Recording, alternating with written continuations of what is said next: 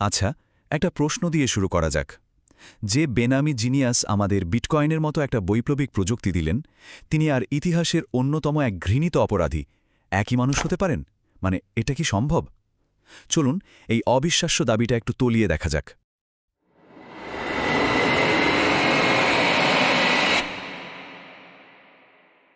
গল্পের একদিকে আছে এক ডিজিটাল ভূত, মানে এমন একজন যিনি পৃথিবীকে নাড়িয়ে দেওয়ার মতো একটা প্রযুক্তি তৈরি করলেন, আর তারপর উধাও, একেবারে হাওয়ায় মিশে যাওয়ার মতো। আর ঠিক তার উল্টো দিকে এক কুখ্যাত বিতর্কিত ধনু কুবের, যার নামটা শুনলেই চোখের সামনে ভেসে ওঠে ভয়ঙ্কর সব অপরাধ আর ক্ষমতাশালীদের সাথে তার গোপন আতাতের অন্ধকার জগৎটা। আর এখানেই জন্ম নেয় সেই অবিশ্বাস্য তত্ত্বটা। বলা হচ্ছে এই দুই সম্পূর্ণ আলাদা, মানে উত্তর আর দক্ষিণ মেরুর মতো দুজন মানুষ আসলে একজনই। কিন্তু কিভাবে? এটাই তো আসল প্রশ্ন, তাই না? আচ্ছা, এই দাবিটা কতটা সত্যি সেটা বুঝতে হলে আমাদের আগে গল্পের মূল চরিত্রকে চিনতে হবে, মানে সাতোশি নাকামোতো। কে এই কিংবদন্তি? তো বিটকয়েন জিনিসটা কি? ২০০৮ সালের বিশ্বজোড়া অর্থনৈতিক সংকটের কথা মনে আছে। ঠিক সেই সময়েই সাতোশি নাকামোতো ছদ্মনামে একজন এটা তৈরি করেন। সোজা কথায় এর মূল আইডিয়াটা ছিল এমন একটা ডিজিটাল টাকার ব্যবস্থা বানানো যার উপর কোনো ব্যাংক বা সরকারের খবরদারি থাকবে না। আর এই ব্যাপারটা দেখুন, এটা কিন্তু খুব ইন্টারেস্টিং। বিটকয়েনের একেবারে প্রথম ব্লকে, মানে এর ডিএনএতে এই মেসেজটা খোদাই করা আছে।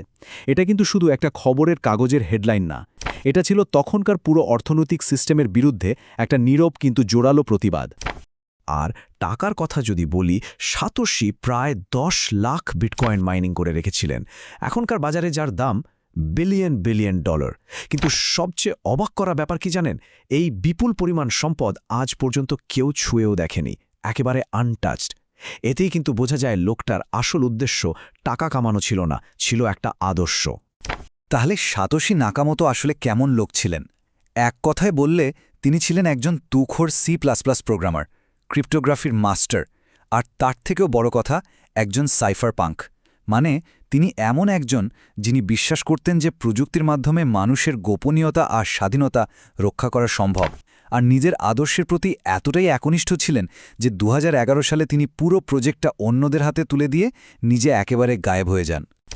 এই পর্যন্ত তো সব ঠিক ছিল, কিন্তু এবার গল্পে এন্ট্রি নিচ্ছে এক অন্ধকার চরিত্র, জেফ্রি এপস্টাইন। এখন প্রশ্ন হলো, এমন একজন কুখ্যাত লোক এই ছবির মধ্যে এলেন কিভাবে? যারা এই তথ্যে বিশ্বাস করেন তারা একটা অদ্ভুত টাইমলাইনের দিকে আঙুল দেখান। দেখুন, ২০০৮ সালে এপস্টাইনের জেল হয়, কিন্তু জেলের মধ্যেও তাকে দিনের ১২ ঘণ্টা, সপ্তাহে ৬ দিন নিজের অফিসে কাটানোর অনুমতি দেওয়া হয়েছিল। আর ঠিক ওই সময়টাতেই bitcoin.org ডোমেন রেজিস্টার করা হলো, হোয়াইট পেপার বেরোলো, আর শেষমেশ বিটকয়েন নেটওয়ার্ক চালু হলো। ব্যাপারটা একটু বেশি কাকতালীয় লাগছে না? অবশ্য অ্যাপস্টাইনের সাথে বিটকয়েনের একটা সত্যিকারের সংযোগ কিন্তু আছে, তবে সেটা অনেক পরে, মানে ২০১০-এর দশকের মাঝামাঝি সময়ে। তার টাকা MIT এর ডিজিটাল কারেন্সি নিয়ে গবেষণার কাজে অনুদান হিসেবে গিয়েছিল। কিন্তু অনুদান দেওয়া আর কোনো কিছুর স্রষ্টা হওয়া তো এক জিনিস নয়, তাই না? আচ্ছা, পারিপার্শ্বিক তথ্য প্রমাণ তো অনেক হলো, এবার একটু গভীরে যাওয়া যাক, মানে একেবারে ফরেন্সিক লেভেলে। চলুন এই দুজনের প্রোফাইলকে পাশাপাশি রেখে কাটাছেঁড়া করে দেখি। যখনই আমরা তাদের পাশাপাশি রাখি, পার্থক্যটা একেবারে দিনের আলোর মতো পরিষ্কার হয়ে যায়। একদিকে সাতোশি, যার মূল মন্ত্রই হল বিকেন্দ্রীকরণ, স্বচ্ছতা, আর অন্যদিকে এপস্টাইন, যার পুরো দুনিয়াটাই চলত গোপনীয়তা, নিয়ন্ত্রণ আর আর্থিক কারসাজির উপর। দুজনের দর্শন, কাজের ধরন, সব কিছুতেই আকাশ পাতাল তফাত। কিন্তু এই গল্পের সবচেয়ে বড় টুইস্টটা আসে কিছুদিন আগে ফাঁস হওয়া কিছু ডকুমেন্ট থেকে, যেগুলোকে সবাই অ্যাপস্টাইন ফাইলস নামে চেনে। আর এই ফাইলগুলোই বলা যেতে পারে এই পুরো তত্ত্বের কফিনে শেষ পেরেকটা পুঁতে দিয়েছে। কি আছে এই ফাইলগুলোতে? প্রথমত, একটা ইমেলের স্ক্রিনশট খুব ভাইরাল হয়েছিল, যেখানে অ্যাপস্টাইন নিজেকে সাতোশি বলে দাবি করছেন, সেটা ভুয়ো প্রমাণিত হয়েছে। দ্বিতীয়ত, আরেকটা ইমেলে এপস্টাইন বলছেন যে তিনি বিটকয়েনের প্রতিষ্ঠাতাদের সাথে কথা বলেছেন। খেয়াল করুন, প্রতিষ্ঠাতা নয়, প্রতিষ্ঠাতাদের, মানে একাধিকজন। আর সবচেয়ে বড় কথা, ২০১৭ সালে তিনি পরিষ্কারভাবে বলেন যে তার কাছে কোনো বিটকয়েন নেই। আর একটা মজার, যদিও অপ্রমাণিত গল্প আছে। শোনা যায় এপস্টাইন একবার সাতোশিকে তার কুখ্যাত ব্যক্তিগত দ্বীপে নেমন্ত্রণ করেছিলেন। উত্তরে সাতোশি নাকি পাটে না করে দেন। সত্যি হোক বা না হোক, এই গল্পটা কিন্তু দুজনের মধ্যকার বিশাল আদর্শগত পার্থক্যটা চোখে আঙুল দিয়ে দেখিয়ে দেয়। তো এত সব তথ্য প্রমাণ দেখার পর আমরা শেষ পর্যন্ত কি সিদ্ধান্তে আসতে পারি? সিদ্ধান্তটা খুবই সহজ এবং স্পষ্ট। টেকনিক্যাল দিক থেকেই হোক, আচরণগত দিক থেকেই হোক বা ডকুমেন্টের দিক থেকেই হোক, কোনোভাবেই এই তত্ত্বটা ধোপে টেকে না। গল্প হিসেবে শুনতে দারুণ লাগতে পারে, কিন্তু সত্যিটা হলো এটা সত্যি নয়। তাহলে আসল প্রশ্নটা হলো, এমন একটা ভিত্তিহীন গল্প এত জনপ্রিয় হলো কেন?